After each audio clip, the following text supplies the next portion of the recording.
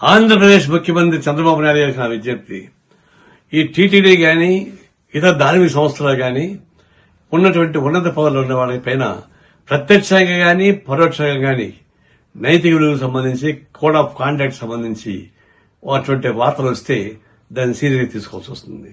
ఆకు ముళ్ళు మీద పడినా ముళ్ళు ఆకు మీద పడినా ఆకే తప్పన్నట్టుగా ఈ వ్యవస్థలో పనిచేసేటువంటి ఉన్నత స్థాయి వాళ్ళపైన ఇట్లాంటి వచ్చినప్పుడు ఏదో రాజకీయ కక్షలు చేసేది కాకుండా నైతికతను గుర్తించి అలాంటి వ్యక్తుల్ని దానిలో కొనసాగించడం కరెక్ట్ కాదు. ఏదో ఫాల్స్ మెసేజ్ అను ఇంకొకటి అని చెప్పేసి కొనసాగించడం మొదలు పెడితే మరింత అన్యమరిక ధోరణితో ప్రచారం జరుగుతుంది.